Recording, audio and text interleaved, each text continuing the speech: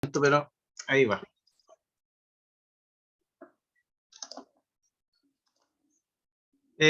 Bueno, primero, ¿cierto? Agradecer a Alejandra, a su equipo, ¿cierto? Ariel, Marco, ¿cierto? Por la invitación. Para mí es un gusto.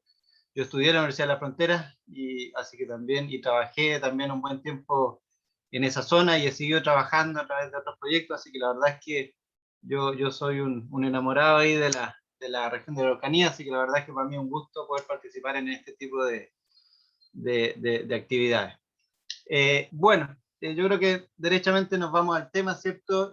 Vamos a hablar hoy día un poquito del concepto de terroir y el por qué es importante conocerlo, digamos, porque al final vamos a ver que la verdad es que cuando nosotros tratamos de vender un vino, la verdad es que nos encontramos un mar de vino. Entonces yo tengo, no sé, tengo un Chardonnay y van a haber miles de Chardonnay, van a haber miles de Sauvignon Blanc, miles de Cabernet Sauvignon. Entonces al final uno tiene que empezar a buscar, por un lado, cómo poder potenciar, sacarle el potencial al viñedo que tengo yo y poder sacar un vino de calidad, cómo lograr eso, y por otro lado también cómo poder distinguirme de otros vinos y así poder tratar de vender mejor mi producto, digamos, ¿ya? Entonces, esta charla, ¿cierto?, apunta un poco a eso, ¿ya? Bueno, primero, antes de meterme al tema de terroir, ¿cierto? Quiero hablar un poquito del contexto de la viticultura a nivel mundial y entender un poquito cómo está inserto, ¿cierto? ¿Cómo se llama? Chile, cómo está inserto dentro de esta situación. Si nosotros vemos, ¿cierto? Todos estos son datos de la OIV, que es la Organización Internacional de la Viña y el Vino, ¿cierto?, que agrupa a casi todos los grandes los países productores de vino en el mundo. Tal vez el único que siempre ha estado medio reticente, ¿cierto?, en entrar es Estados Unidos, ¿cierto?, pero pertenece prácticamente todo, y Chile es parte de esa organización y de hecho tiene un delegado y todo el. Entonces, bueno, ellos recaban información todos los años y aquí yo les muestro un poco cómo ha sido la evolución desde el 2000 hasta el 2020, ¿cierto?, en términos de la cantidad de hectáreas a nivel mundial de viñedos. Estos viñedos se involucran tanto en la producción de uva de mesa, la producción para uva para pasa, para jugo, ¿cierto?, y para vino y destilados. Por lo tanto, si vemos, desde el 2000 teníamos prácticamente 7,8 millones de hectáreas y se ha reducido, ¿cierto?, a alrededor de 7,3 millones de hectáreas. La primera gran reducción que hubo fue debido a que la Comunidad Económica Europea durante muchos años estuvo tratando de reducir la cantidad de viñedos que habían en esos países, digamos, porque había una sobreproducción de uva y vino, y eso era bastante caro para la Comunidad Económica Europea porque tenía que, a ese vino que no se vendía, finalmente lo que hacía es que lo transformaba en alcohol de uso industrial. Y eso tenía un costo importante y además hacía bajar los precios de los otros vinos. Entonces, durante muchos años, sobre todo en este periodo, ¿cierto?, hubo una reducción importante de la cantidad de hectáreas, ¿cierto?, debido a arranques que se producían en España, en Italia, en Francia, ¿cierto?, y en otros países europeos. A modo de, es importante entender que, por ejemplo, acá en Chile, si ustedes quieren plantar una hectárea, ustedes llegan y la plantan, bueno, tienen que hacer, obviamente, registrarla ¿cómo se llama?, en el SAC, pero ustedes están libres de hacerlo, digamos. En otros países eso está tremendamente regulado y en estos países europeos alguien tenía que arrancar una hectárea para yo comprar el derecho de esa hectárea y poder plantar mi viñedo. Entonces no era llegar y plantar, sino comprar un derecho para plantar. Y habían incentivos además para que la gente arrancara viñedos, ¿ya? Entonces, eso explica en parte esta gran disminución.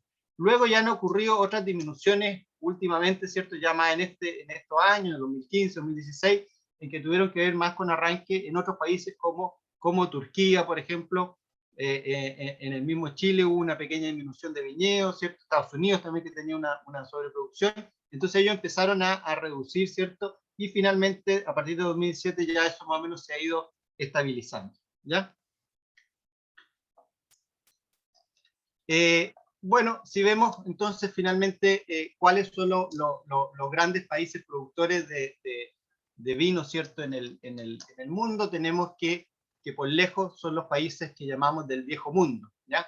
Esa diferencia del viejo mundo y nuevo mundo tiene que ver un poquito con la historia, en el sentido de que estos países europeos, ¿cierto?, llevan miles de años produciendo vino. Recuerden que el vino junto a la cerveza son de las bebidas alcohólicas más antiguas, ¿cierto?, que ha producido la humanidad, ¿cierto? Y ya en el tiempo de los faraones, de los griegos, de los romanos, ya se producía vino y se producía cerveza, ¿ya? Entonces estos países llevan miles de años en eso, digamos, y por eso se llaman del viejo mundo. Los del nuevo mundo, como Chile, Argentina, Australia, Sudáfrica, el mismo Estados Unidos, tienen que ver con que fueron colonizados, por ejemplo, acá en el caso de Chile, ¿cierto?, por los españoles, y ellos son los que trajeron la vid a este continente, ¿cierto? Y de ahí se empezó a producir vino, y eso unido, ¿cierto?, sobre todo al tema religioso, porque se requería vino para poder dar la misa, ¿ya? Entonces, somos del nuevo mundo, pero bueno, mal que mal, ya llevamos casi 500 años produciendo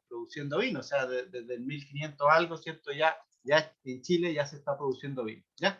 Entonces, si ustedes ven los grandes productores, España, Francia e Italia, de los que son europeos, prácticamente más del 50% de todos los viñedos, ¿cierto? O una parte muy importante, sobre todo lo para vino, la tienen esos tres países, España, Italia y Francia. China tiene una cantidad tremenda de hectáreas, ¿cierto? Si ustedes se fijan, tiene 785.000. Ellos hace años ya que están plantando vides, empezaron como prueba plantando 100.000 hectáreas. Para que tengan una idea, Chile tiene como 145.000 hectáreas para vides para vino. Aquí sale con 200.000, pero está incluido lo que es uva de mesa. Por lo tanto, imagínense cómo China empezó a crecer de manera tremenda, y hubo empresas incluso francesas que se fueron a producir vino a este país, ¿ya? Y bueno, ahí salen un poquito lo que son las variaciones, ¿cierto? Ya España, Italia, ¿cierto?, y Francia ya se han estabilizado, porque ya arrancaron mucho su viñedo, y ahora incluso, en algunos casos, han empezado a plantar nuevamente, pero muy de a poco, ¿ya?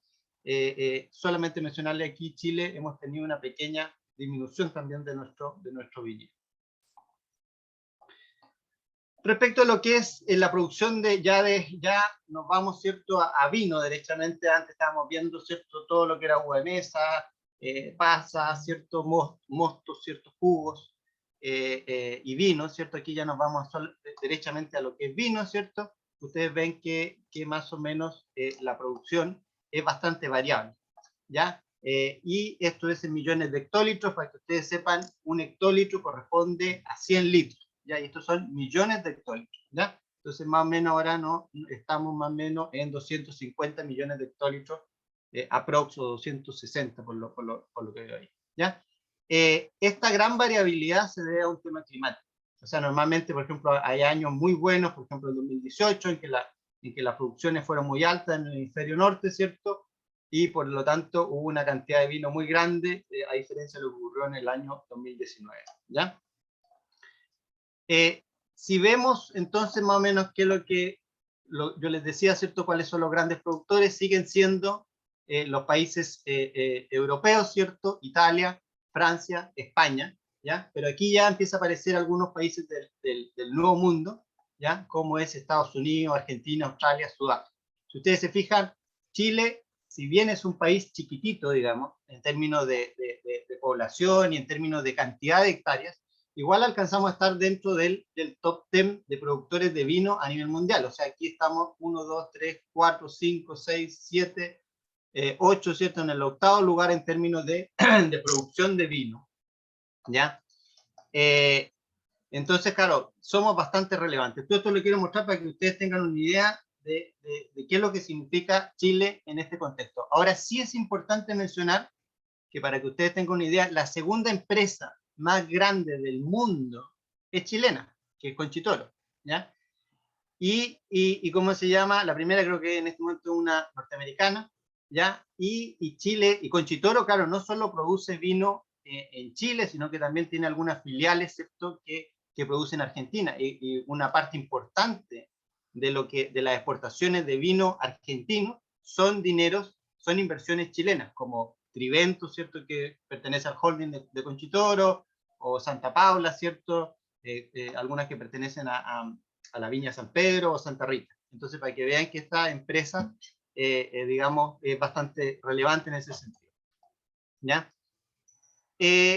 Respecto a lo que es el consumo mundial del vino, ¿ya?, ha tenido, ¿cierto?, una subida desde el 2000, ¿cierto?, pero que ha pasado por distintas etapa. Ahora, el consumo de vino en general, y lo vamos a ver después cuando veamos el consumo per cápita, ¿cierto? En general, en muchos países ha ido disminuyendo, ¿ya?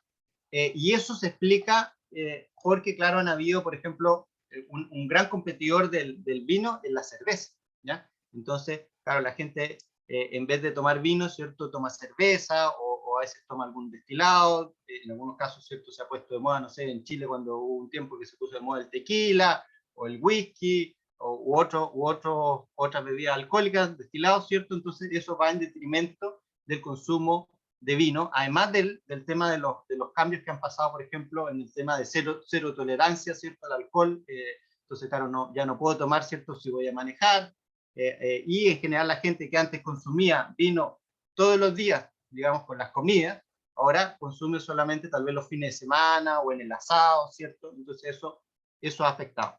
Por otro lado, y esto es importante mostrarlo, ¿cierto? Ustedes ven aquí una caída importante, sobre todo en el 2020, y esto tiene que ver con la pandemia, sobre todo en el consumo de vinos de alto precio.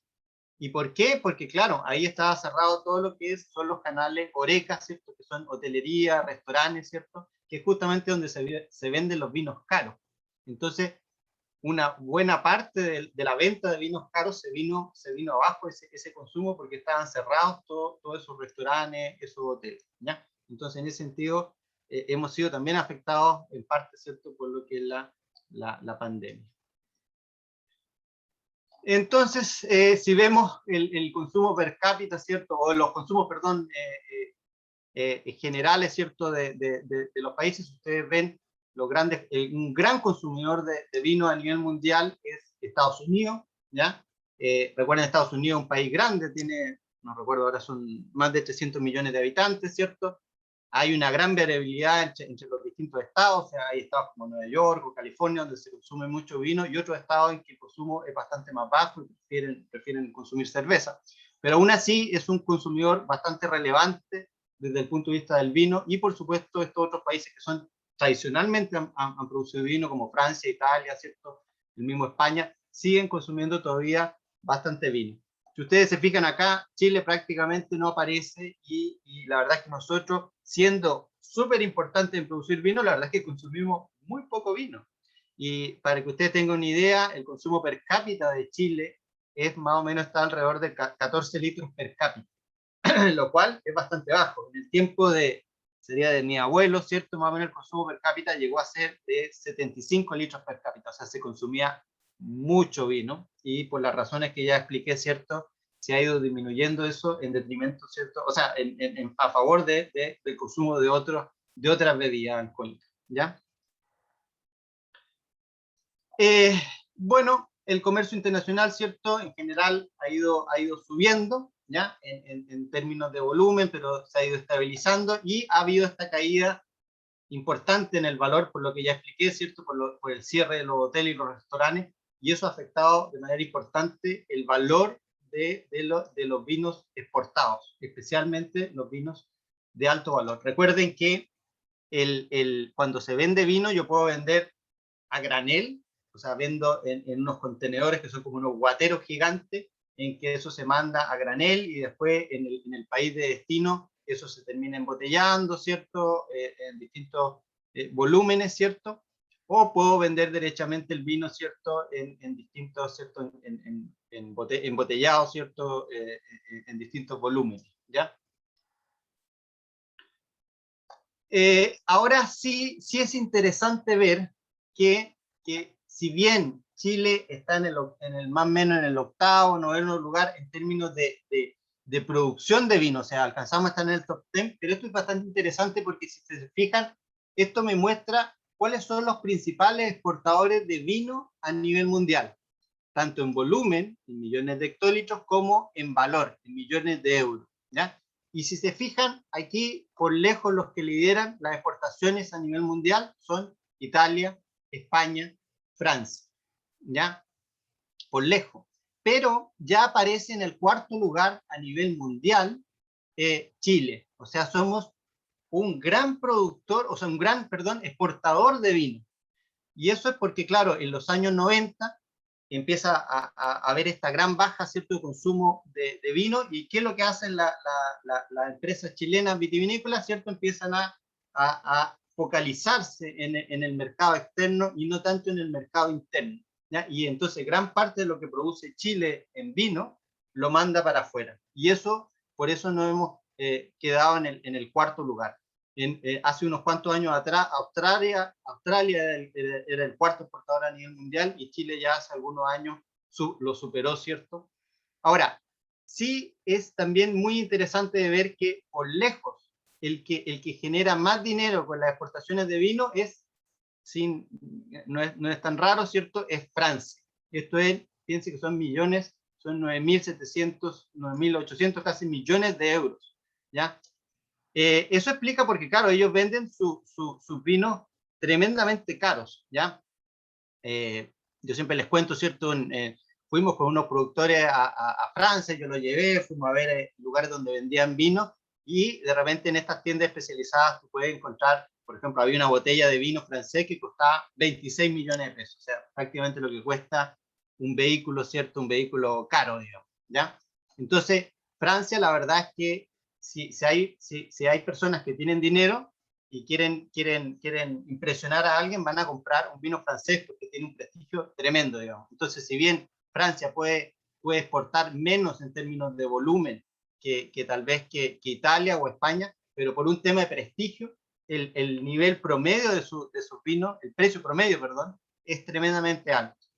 Para que tengan ustedes una idea, el precio promedio de los vinos chilenos, la verdad es que lamentablemente ahí no hemos quedado y tenemos una tarea pendiente, digamos, Vinos de Chile siempre ha querido cambiar eso, en que no hemos quedado en eso que somos vinos buenos, bonitos y baratos, ¿ya? Para que ustedes tengan una idea, el precio promedio de una caja exportada de 12 botellas es alrededor de $25.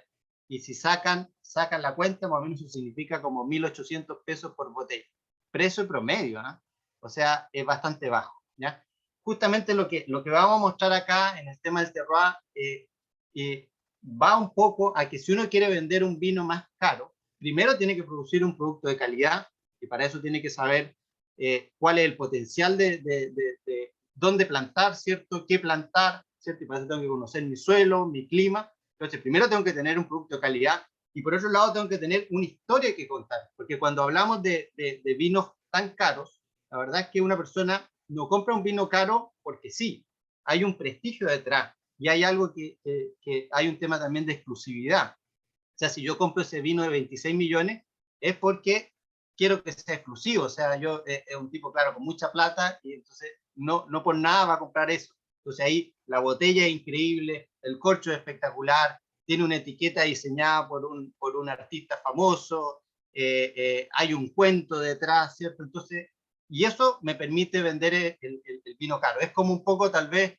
como en el caso de los artículos de lujo, no sé, un Ferrari, claro, aparte de que es un auto rápido y toda la historia, bueno, tiene un cuero súper especial, fue cosido a mano, la butaca, o sea, tiene todo un cuento detrás y hay una historia, ¿cierto?, de este tipo de autos. Entonces, en el negocio de los vinos así de lujo, ¿cierto?, uno tiene que tener eso, porque si no, tú no puedes llegar y decir, sabes que mi vino vale 100 lucas, aun cuando tal vez sea bastante bueno, ¿ya? Pero tiene que haber otra cosa, o sea, tiene que haber una sustancia detrás, ¿ya?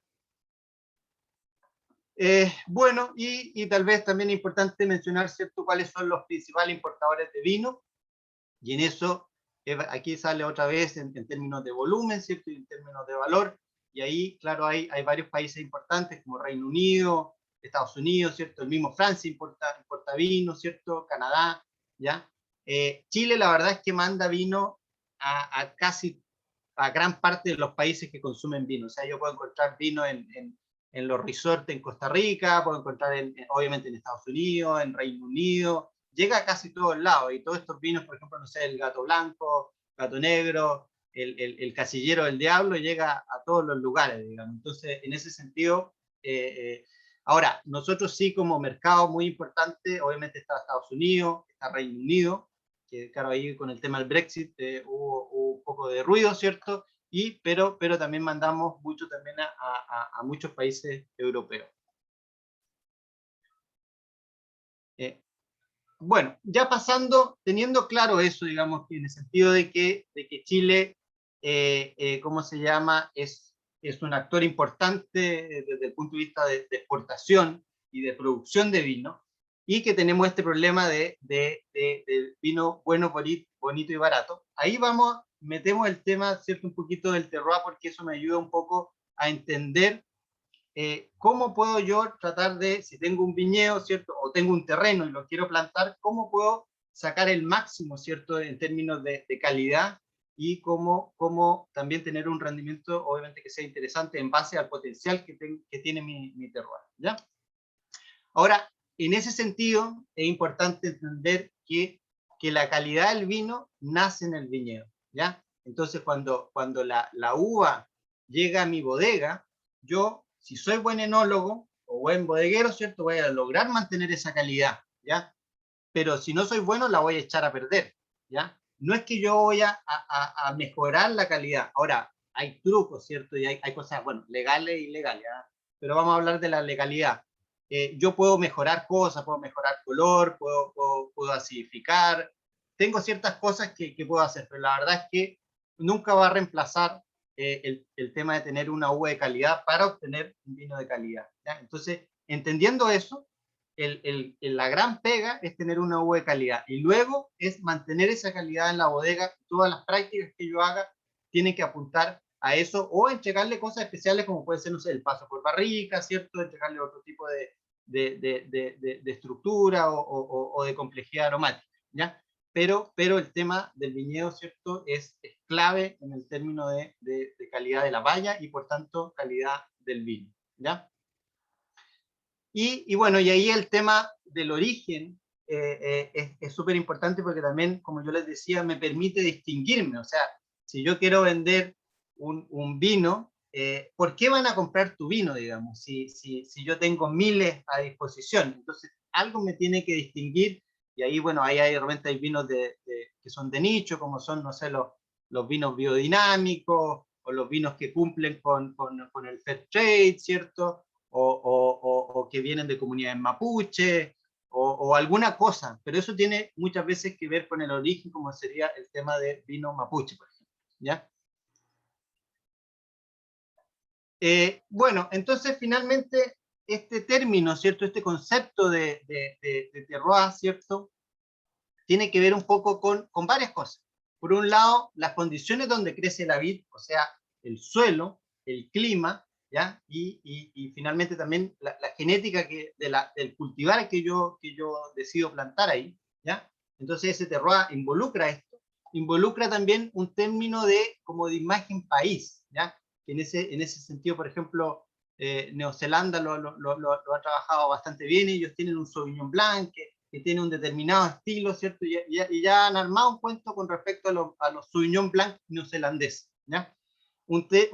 Hay una parte que tiene que ver con la identidad, con la tradición, ¿ya? En ese tema, por ejemplo, también en el Valle Litata, que es donde yo también trabajo harto, hay un tema, por ejemplo, patrimonial, de ocupar cepas patrimoniales, entonces, claro, hay viñateros que se dedican a trabajar eso, entonces trabajan solamente las cepas patrimoniales, la moscatel de Alejandría, el país, y meten en cubas, pero que cubas son de Raulí, no de roble americano o francés. Entonces, ahí también yo ya me empiezo a diferenciar, ¿ya? Porque tiene que ver un poco con ese tema de la tradición o de la autenticidad, ¿ya? Y por supuesto con un tema como de territorio, y ahí ya tiene que ver con la gente, con la historia, ¿cierto? La geografía y, por supuesto, con lo que son las denominaciones de origen, ¿ya? Que también lo vamos a ver un poquito más adelante. Pero finalmente, si vemos, todo este concepto involucra entonces origen, especificidad y personalidad. O sea, finalmente, aquí es muy distinto el negocio de la Coca-Cola, por ejemplo. En el caso de la Coca-Cola, la idea es que sea igual. Entonces, si yo me tomo una Coca-Cola en la China, va a ser igual a una Coca-Cola en Chile o en Estados Unidos. Entonces, a mí ya me gusta la Coca-Cola, entonces voy a otro país y digo, chuta, me voy a la segura, compro una Coca-Cola porque yo ya sé cómo va a saber ese producto. En el caso del vino es totalmente distinto. Si un Cabernet Sauvignon de Napa y pruebo un Cabernet Sauvignon de Maipo, la idea es que sean distintos. porque yo lo que busco es probar cosas distintas, ¿ya? Entonces, ahí está el tema de cómo diferenciarse, ¿ya? Y ahí es donde está lo relevante, ¿no? A veces no es necesariamente ser mejor o peor, sino aquí lo que uno busca es ser distinto, ¿ya? Ser auténtico, ¿ya? Bueno, entonces si vemos un poco qué es lo que determina la tipicidad de un vino, ¿ya? La calidad y tipicidad, o sea, las características, por ejemplo, organolépticas, ¿cierto?, de un vino. Nosotros tenemos que eso está afectado por distintos factores. Están los factores naturales, ¿cierto?, que tiene que ver con el clima, la añada, ¿cierto?, que la diferencia entre un año, no sé, que es más lluvioso, otro más seco, ¿cierto?, lo que es terroir, desde el punto de vista del suelo, geología, los factores biológicos, o sea, ya la genética del cultivar que yo tengo, ¿ya? O de los clones que ocupo, o eventualmente el portainjerto que estoy utilizando. Todo lo que yo haga en el viñedo, ¿cierto? El sistema de conducción que utilice, las fertilizaciones, los riegos, ¿cierto? Y todo lo que yo haga en la bodega, ¿ya? Que obviamente hay varias formas, ¿cierto?, de vinificar, puedo ocupar barrica, o sea, paso con madera, barrica, chips, hay muchas cosas que yo puedo hacer. Entonces, si vemos cuáles son los factores que afectan más la tipicidad del vino, es interesante de ver que si se fijan, el que tiene un mayor efecto en la tipicidad por lejos es el factor natural, o sea, el clima, suelo y geología. Eso es por lejos lo que más afecta el perfil aromático, las características organolépticas de ese vino. En segundo lugar, es todo lo que yo haga en el viñedo. Los manejos, yo puedo hacer desoje, puedo exponer más a los racimos, ¿cierto?, a la radiación, y puedo cambiar un poco la composición de la valla. Entonces eso también tiene una incidencia, pero un poco menor que lo que es clima y suelo, ¿ya? Y finalmente, lo que menos influencia tienen, pero sí la tienen, es la parte genética, ¿cierto?, del cultivar, que si bien obviamente influye, porque claro, es blanco, tinto, hay cultivares que tienden a ser más ácidos, otros menos ácidos, ¿ya? Pero es un poco menos. Y lo que haga yo en la bodega ya no me cambia tanto la tipicidad. Sí puedo jugar con lo que yo ya les mencionaba, puedo ocupar distintos tipos de levadura, y ahí todo eso influye. Pero por lejos, ¿cierto?, lo que más influye es dónde planté ese viñedo y el potencial que tiene ese terroir específico, ¿ya? Ahora, si lo veo desde el punto de vista humano, ¿dónde puedo yo lograr una mayor influencia? Por lejos yo en la bodega puedo hacer prácticamente lo que yo quiera, ¿ya? Yo les decía, puedo fermentar en madera, puedo fermentar en acero inoxidable, en vidrio, en plástico, o sea, en plástico alimentario, por supuesto, ocupo distintas levaduras, hay mucho de las decisiones que yo puedo tomar, ¿ya? Ahora, también, en segundo lugar, ¿cierto?, está todo lo que yo haga en el viñedo, pero pues ya con ciertas limitaciones, porque hay, por ejemplo, si el potencial de suelo es muy alto, o sea, la planta va a crecer muy vigorosa, ya me empieza a limitar los sistemas de conducción que yo puedo utilizar. Entonces no puedo ya ocupar cualquiera. Voy a ocupar tal vez uno que se llaman de dosel dividido, ¿cierto?, para tratar de exigirle más a la planta, pero ya me empieza a limitar un poco. Pero todavía tengo un poco de juego.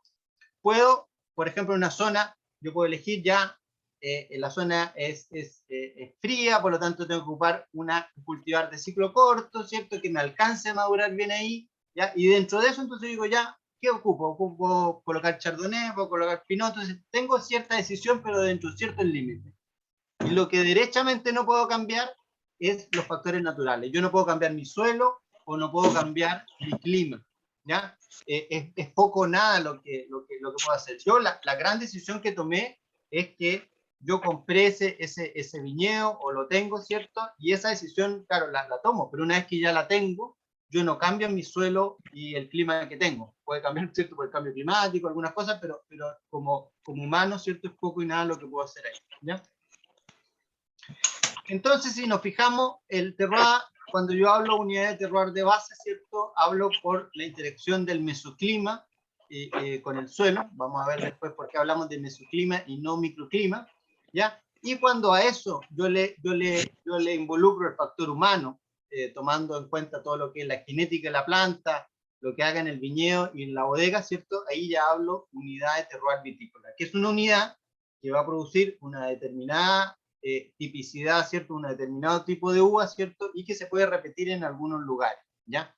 Y eso son lo que es cuando yo hago estudios de terroir. Bueno, entonces si nos fijamos aquí, si la suma de las distintas cosas del clima o mesoclima que yo tenga, temperatura, ¿cierto? Precipitaciones, más la suma de las características del suelo en que estoy, ¿cierto? La estructura, las características físicas, químicas, el relieve, ¿cierto? El que tenga, no sé, una exposición al norte, o que tenga que esté en lomaje, o que esté en una zona baja, ¿cierto? Más todo lo que yo hago en el viñedo y en la bodega, finalmente crea una identidad que es única e irrepetible. Yo puedo tener el mismo clon de Sauvignon Blanc y hago el vino en el Valle de Casablanca, en un determinado viñedo, y el mismo clon lo coloco en la Araucanía, ¿cierto? No sé, ahí en la zona de Traiguén, hago con el mismo clon y me van a salir dos vinos totalmente distintos, porque justamente la suma de estos otros son cosas que me va dando una característica distinta. Y esa es la gracia, ¿cierto?, del vino, justamente, ¿ya? Entonces, ahora, en este sentido, hay que entender que los países del viejo mundo y los del nuevo mundo han tenido distintas formas de cómo hacer esto, ¿ya? Entonces, en el caso del viejo mundo, ellos ya llevan, ¿cierto? Les recuerdo esos miles de años, ¿cierto?, haciendo vino. Ellos normalmente hablan de terroir, y en este concepto que ellos tienen como clima, suelo, geología, meten también el concepto de la gente que hace el vino, ¿ya? Entonces también hay un tema histórico, cultural, ¿cierto? Y va dentro de eso, ¿ya? Ahora, en el caso de los países del Nuevo Mundo, Argentina, Chile, Australia, ¿cierto? Nueva Zelanda, todos estos países, ahí más que de terroir muchas veces lo que se hace es zonificación vitícola, o sea, los estudios se centran específicamente en clima y a veces un poco en suelo y geología, ¿ya? Pero no toman en cuenta todo esto otro de los factores más socioculturales, ¿cierto? Y más o históricos, ¿cierto? O de territorio, ¿ya? Entonces ahí son distintos approach a cómo hacer esto, ¿ya? Ahora, cuando uno hace un trabajo de terroir, ¿cierto? Normalmente yo puedo tener una zona grande, aquí hay un ejemplo, ¿cierto?, una denominación de origen francesa, ¿cierto? Côte de Ron, ¿cierto? Y yo puedo ir a distintos niveles, ¿ya? Después a la cooperativa que se encuentra en esa denominación de origen, y finalmente al viñedo que está dentro, uno de los viñedos que está dentro de esa cooperativa. Entonces, yo normalmente cuando uno quiere hacer un trabajo de ver la zonificación o el terroir, normalmente el trabajo, a grosso modo, es climático, ¿ya? ¿Por qué? Porque eso me permite diferenciar en miles de kilómetros. Yo digo, ya, esta zona tiene un macroclima determinado, y esta se va a diferenciar de este otro macroclima. Entonces, es una zona grande, pero las diferencias a nivel pequeñito, que ya estamos hablando a diferencias de metros, ¿ya? O sea, los que tienen viñedos, ¿cierto?, pueden saber que de repente tú caminas 100, 200 metros, estás con un suelo, y 200 metros más allá es otro tipo de suelo, otra situación. Entonces, ahí es donde uno ya trabaja el tema de la calicata y se preocupa de hacer trabajo a nivel de suelo y de geología, ¿ya? Entonces, ahí uno ve que hay distintos también formas de cómo se ha trabajado esto. Los países del viejo mundo, ¿cierto?, ellos siempre le han dado más importancia, y todas sus denominaciones de origen tienen que ver con las características de suelo y geología, y en segundo lugar climática, y después la variedad, ¿ya? Y poco le importa el tema del gusto del mercado y el etiquetado. Esto ha ido cambiando un poco, ¿eh? Pero por ejemplo, los franceses son jodidos. Ellos te colocan, este vino es Medoc, y tú como consumidor tienes que saber que en el Medoc se produce determinado cultivar, ¿ya? A veces ni siquiera te colocan qué cultivares hay ahí. Eso es muy distinto al modelo que en algún momento, ¿cómo se llama?, hizo Estados Unidos, en que él dijo, no, si el consumidor le gusta el Cabernet Sauvignon, porque el Cabernet Sauvignon da un vino tinto con cuerpo, ¿cierto? Tiene cierta astringencia, ¿cierto? Yo en la etiqueta le voy a colocar el cultivar, porque a esa gente le gusta eso y yo le voy a dar eso, ¿ya? Y le voy a colocar en la etiqueta. Entonces, si te gusta el vino tinto con cuerpo, compra Cabernet Sauvignon. Si te gusta el vino tinto más suave en boca, compra un Merlot, ¿ya? Entonces, esa es otra forma de vender un poco o de hacer las cosas, ¿ya? Chile, claro, tiene harto que ver con esto, porque uno ve en la etiqueta, ¿cierto? Y te coloca eso, pero en algunas bodegas, ¿cierto? Se han ido a trabajar más en este modelo, un modelo más, un poquito más, en que el terroir es importante, ¿ya? Bueno, ahora vamos a ir pasando y vamos a ver algunos de los factores que están afectando, ¿cierto? La composición de la valle y, por tanto, la composición del vino y su tipicidad. Bueno, uno de ellos es la topografía, ¿cierto? Que si yo la defino es como la tasa de cambio de altitud a través de la distancia, ¿cierto? Y esto es bastante importante porque va a tener un efecto muy importante, sobre todo y de manera muy importante, en el drenaje del suelo. Los viñateros saben, ¿cierto? Que si tienen los de acá de Litata, ellos saben si tienen un país del lomaje, ese país va a tener mejor color, va a tener mejor cuerpo y va a madurar antes que el país que yo tengo en La Vega. ¿Por qué? Porque en el que está en el lomaje, ¿ya?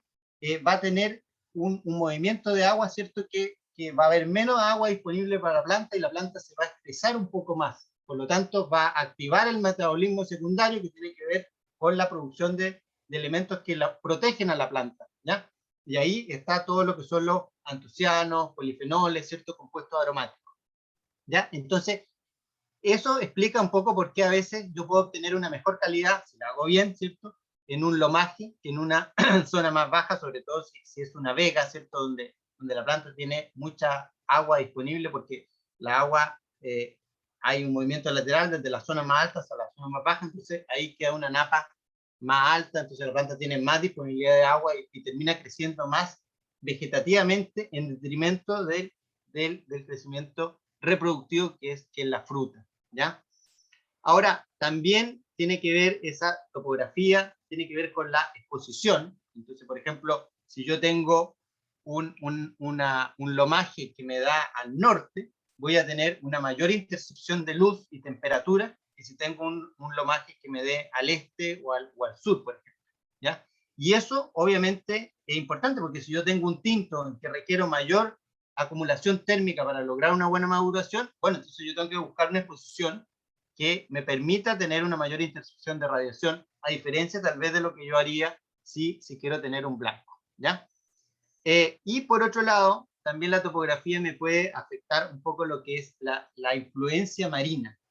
Aquí, a modo de ejemplo, les muestro un trabajo que se hizo en Sudáfrica. Una colega, Victoria, ella dijo, bueno, acá está el Western Cape, ¿cierto? Que es la zona bien al sur de Sudáfrica, ¿cierto? Y donde está la mayor parte de la viticultura en ese país, ¿ya? Y ellos tienen el océano Atlántico, entonces ellos querían saber dónde plantar su Sauvignon Blanc que tuviera influencia marina. Entonces querían saber hasta dónde llegaba la influencia marina, ¿cierto? Tierra adentro, ¿ya? Entonces, bueno, se hizo un trabajo en que se vio la topografía, ¿cierto? Ahí habían varias montañas, ¿cierto? Bueno, las montañas son mucho más chiquititas que las que tenemos acá en Chile, ¿cierto? Está Tigerberg, Bottleray-Berg, ¿cierto? Simonsberg, Helderberg. Helderberg significa en afrikáans montaña alta, porque vean, 1137, súper chiquitita. Pero bueno, entonces querían ver cuál era la influencia de la topografía en la influencia marina, ¿ya? Y entonces para eso colocaron, ¿cómo se llama? Los Tiny que miden las temperaturas. Entonces medía la temperatura al lado de la costa y después de esta montaña, ¿ya? Y se dieron cuenta que más o menos bajo esas condiciones la influencia marina se obtenía más o menos a 30 kilómetros de la costa. Entonces, si yo quería plantar Sauvignon Blanc que tuviera influencia marina, tenía que estar no más allá, más o menos de 30 kilómetros de la costa, ¿ya? Si no, ya no tenía influencia marina, ¿ya? Entonces, para que vean que eso también afecta. Ahora, que haya influencia marina, ¿qué significa eso? Que yo voy a tener una brisa que viene en la tarde que me va a refrescar. ¿ya? Y eso va a permitir, por ejemplo, que se conserven mejor los aromas, ¿ya? Tenga una mayor intensidad aromática y conserve mejor la acidez. Por lo tanto, entonces, para el Sauvignon Blanc es importante, porque el Sauvignon Blanc, yo quiero tener el Sauvignon Blanc, un buen Sauvignon Blanc tiene que tener una intensidad aromática alta, tiene que ser ácido, fresco, ¿cierto? Y ligero en boca, ¿ya? Y ahí, claro, ahí dependiendo, ¿cierto? Si quiero que tenga un estilo más herbáceo, ¿cierto? Una zona más fresca, o que tenga más aromas, por ejemplo, de pomelo, en que yo quiero un poquito más de, que haya un poquito más de temperatura y se generen más tioles, que me da el aroma más de pomelo que el herbáceo, ¿ya? Y por otro lado, la otra gran, ¿cómo se llama? El otro factor que está influenciando de manera importante es la altitud, ¿ya?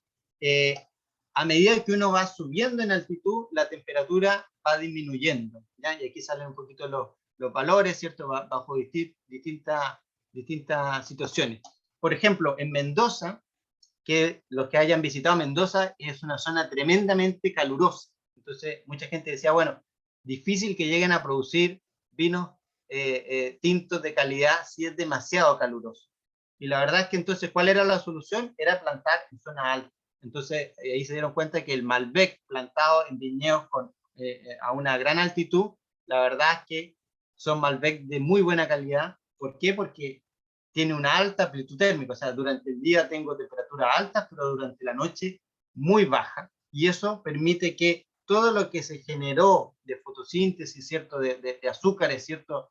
Durante el día, durante la noche, como la planta deja de crecer, ¿cierto? Se van especialmente a lo que es la maduración de la valla, ¿ya? Entonces yo potencio la maduración de la valla por sobre, ¿cierto? Este crecimiento vegetativo. Siempre yo tengo que tener un equilibrio en eso, ¿ya? Entonces, bueno, en la exposición, ¿cierto? Yo ya sé, ¿cierto? Que más o menos en el hemisferio sur, ¿cierto? Que son nuestras condiciones, las pendientes con orientación este, norte y oeste tienen una mayor radiación directa que las que tengo en una exposición sur, ¿ya? Entonces eso me permite que yo puedo tener vinos o producir cosas distintas dependiendo de la exposición que yo tenga, ¿ya? Por ejemplo, ¿ya? Acá, por ejemplo, estos son viñedos en Italia, ¿cierto? Y ellos hacen un trabajo de joyería, ¿ya? Acá, por ejemplo, ellos producen un determinado tipo de vino, en este otro sector es otro el tipo de vino, incluso pueden ocupar portainjertos distintos, los manejos los pueden hacer distintos. Entonces, al final, en vez de, que a veces pasa, ¿cierto? Pasaba en el Itata en que llegaban y agarraban todo esto y lo hacían un solo vino, estos tipos hacen montones de vinos distintos, ¿cierto? Dependiendo de las condiciones que cada uno tiene, digamos, ¿ya? Entonces ahí tú ya empiezas a trabajar y puedes sacar distintas líneas de vino, por ejemplo, ¿ya? O con distintas características, ¿ya? En países como en Alemania, ¿cierto? Esto de Alemania, el Rin, ¿cierto? Acá, la exposición, la intersección de luz es muy importante porque, claro, allá es bastante más fresco, ¿cierto? Entonces, el poder tener una buena exposición me permite alcanzar a madurar bien la valla. Entonces, también ahí ellos plantan en pendientes tremendamente abruptas, digamos, ¿ya? A las cuales nosotros no estamos acostumbrados, pero gracias a esta pendiente abrupta, la intercepción de radiación es mucho mayor y permite lograr una adecuada maduración de esa valla, ¿ya? Entonces ahí eso es clave. Y bueno, además, ¿cierto? Por último, ¿cierto? En lo que es topografía, también tiene que ver un poquito cómo es la pendiente, si es de manera convexa, ¿cierto? O cóncava, ¿cierto? Que también me va a estar afectando un poco lo que es la variación, ¿cierto? Entre el día y la noche, ¿ya? Bueno, pasemos entonces, ya vimos un poquito lo que es topografía, vamos a ver un poco lo que es clima, ¿ya? Los componentes climáticos y cómo estos afectan entonces la composición de mi valle. Aquí en clima es importante mencionar que yo trabajo a distintos niveles. Uno es el macroclima, que estamos hablando de cientos de kilómetros, ¿ya? Entonces yo puedo hablar el macroclima de la región de la Araucanía, estoy hablando de muchos kilómetros, ¿ya? El mesoclima ya se refiere a una zona mucho más reducida y puede ser el mesoclima de una localidad específica de la región de la Araucanía, ¿ya? Y ahí ya hablo de mesoclima. Y cuando me refiero al microclima, me refiero al microclima, por ejemplo, del racimo. O sea, ahí ya no estoy hablando de kilómetros, sino que puede estar incluso hablando de metros o centímetros, ¿ya? Entonces, es un clima alrededor del racimo y que está dado, por ejemplo, por el dosel, ¿ya? O la conopia, o sea, por la hoja, ¿cierto? Los brotes que están alrededor. Y eso, ahí hablo de microclima, ¿ya? Ahora, ¿por qué la temperatura es importante? Bueno, uno ya dijimos que la topografía va a estar afectando eso, pero también la temperatura puede ser afectada, por ejemplo, por los cuerpos de agua. ¿Y por qué por los cuerpos de agua? Porque, por ejemplo, cuando yo estoy al lado de un lago, las temperaturas son mucho más moderadas, ¿ya? O sea, la diferencia también entre el día y la noche no hay tanta amplitud térmica. ¿Y por qué?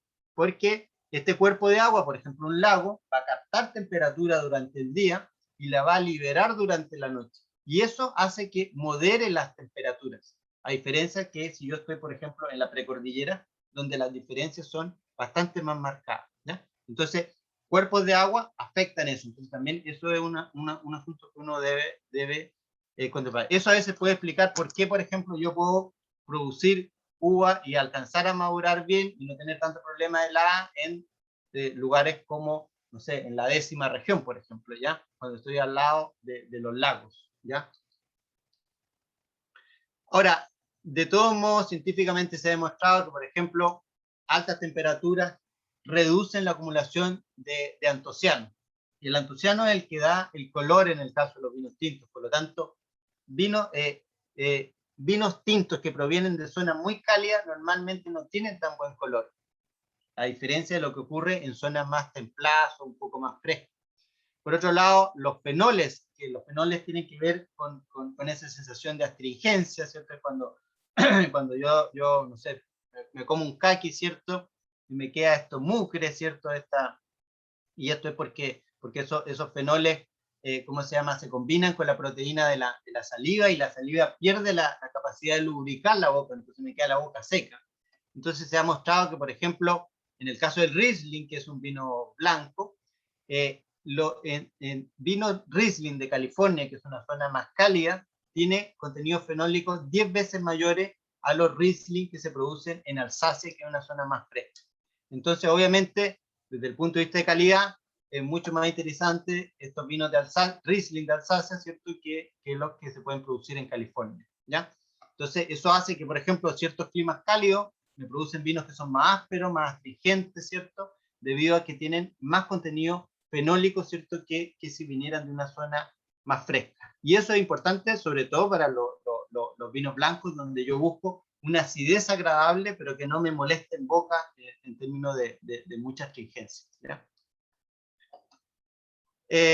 Bueno, y ahí también la humedad también tiene un poco que ver, un poco para comentarles, por ejemplo, hay unos vinos que se hacen que son carísimos, que se hacen en Francia, que son los vinos Sauternes, ¿cierto? Que se hacen con podredumbre noble, y normalmente esos vinos, esos viñedos están al lado de ríos, y esos ríos generan una neblina matinal que está por cierta cantidad de horas. Entonces ahí, en esa podredumbre noble, lo que yo tengo que lograr es que haya un ataque de la botritis, pero atenuada. No que me produzca la pudrición gris, que me echa a perder la uva y el vino, sino que sea atenuada y que le entregue otro tipo de aromas. Y eso se consigue gracias a condiciones también atmosféricas y que tienen que ver en muchos casos, ¿cierto? Con la humedad. Y eso es porque están al lado, ¿cierto? De estos ríos, ¿cierto? Ahora, por otro lado, ¿cierto? El viento, ¿cierto? Puede tener un efecto positivo y negativo. Positivo desde el punto de vista de que una buena aireación del viento, ¿cierto? Me permite disminuir la humedad relativa, por lo tanto, me disminuye la posibilidad de tener enfermedades fungosas, eso es positivo, pero claro, cuando hay viento fuerte puedo tener este tipo de daño, ¿cierto? Y finalmente la planta también va a crecer mucho menos, ¿cierto? Que en una zona que esté más protegida del viento, y por otro lado, esa planta, claro, también su fotosíntesis, que es la que transforma la energía del sol en una energía química, ¿cierto? Se va a ver afectada por un viento demasiado excesivo, ¿ya? Entonces, si lo vemos de esa manera, entonces, así a modo muy general, ¿cierto? Vemos que la región es más fría, en general, pueden producir vinos blancos ácidos, menos alcohólicos, muy aromáticos, ¿ya? A diferencia de lo que yo produzco una región que es más cálida, ¿cierto? En que si yo hago un vino blanco, va a ser más alcohólico, va a ser poco ácido y va a ser neutro desde el punto de vista de aromático, ¿ya? En Chile, para que ustedes sepan, normalmente, ¿cómo decidía yo qué plantar? Bueno, los tipos llegaban y colocaban, no sé, Cabernet Sauvignon, Merlot, Chardonnay, Sauvignon Blanc, independiente del lugar donde estuvieran, ¿ya? Y eso hacía que, claro, muchas veces se equivocaban en colocar las cosas y después tenían que andar arrancando, ¿cierto? Y injertando o plantando nuevamente, porque el vino no salía tan bien. Y eso es porque, claro, no se hacían este tipo de estudios climáticos, ¿cierto? Y de suelo y geología, ¿ya? Eso obviamente ha ido cambiando y ya los tipos se han dado cuenta que mejor, más vale la pena hacer un estudio, ver cuál es el potencial que tiene mi terroir y en base a eso tomar la decisión de qué colocar. Obviamente también tomando la consideración de que lo que haga lo demanda el mercado, porque si no también ahí puedo hacer un vino fabuloso, un Gewürztraminer increíble y no lo compra nadie. También pasa.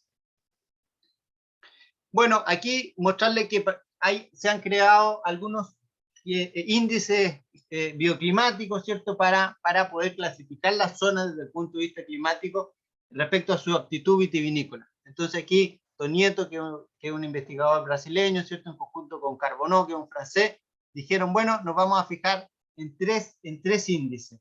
El índice de sequía, ya que tiene que ver con el estado hídrico, un índice heliotérmico, que eso tiene que ver con la acumulación de grados días en el periodo vegetativo de la vid, o sea, desde que brota la planta, que es más o menos septiembre, hasta que la cosecho en abril.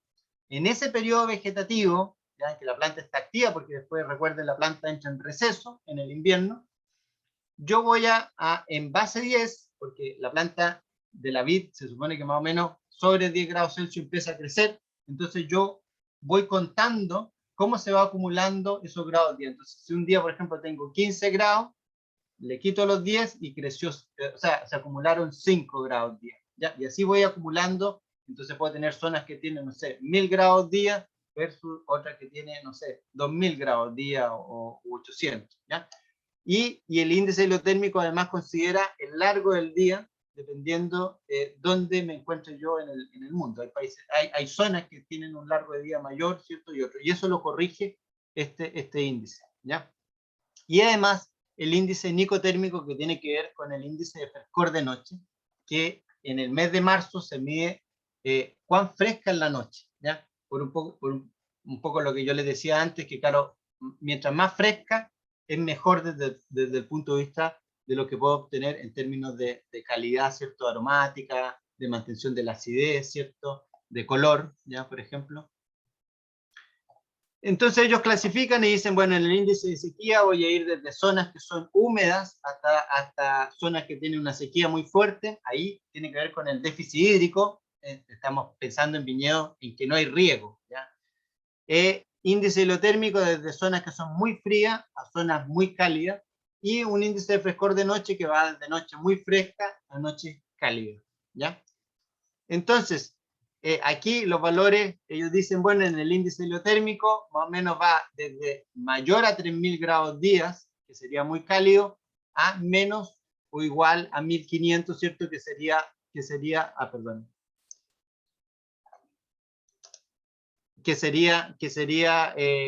¿cómo se llama? Muy frío. Y en el índice de frescor de noches tengo noches muy frescas, que serían noches que en el mes de marzo, ¿cierto?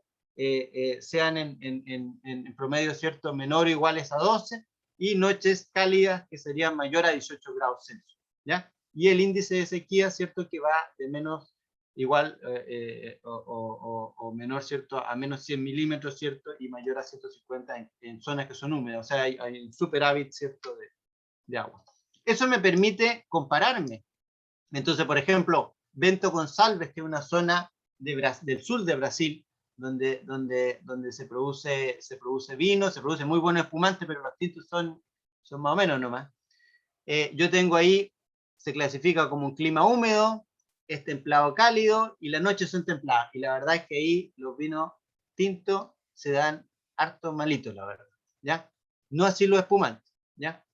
La Rioja en España, que es famosa, ¿cierto?, por sus vinos tintos, es sequía moderada, ¿cierto?, es templado cálido y tiene noches muy frescas. Y, por ejemplo, Santiago, ¿cierto?, que ahí cerca tendría, no sé, el Valle del Maipo, tiene una sequía fuerte, lo cual es bueno porque yo, si tengo riego, yo puedo jugar un poco y puedo estresar un poquito mi planta, ¿ya? Y al estresarla, yo les decía, un estrés moderado, claro, yo puedo activar ese metabolismo secundario. Entonces una planta un poco moderadamente estresada me puede producir una uva de mayor calidad que una planta que no esté estresada y que tiene agua y nutrientes ad libitum, ¿ya? O sea, que la tiene a disposición total.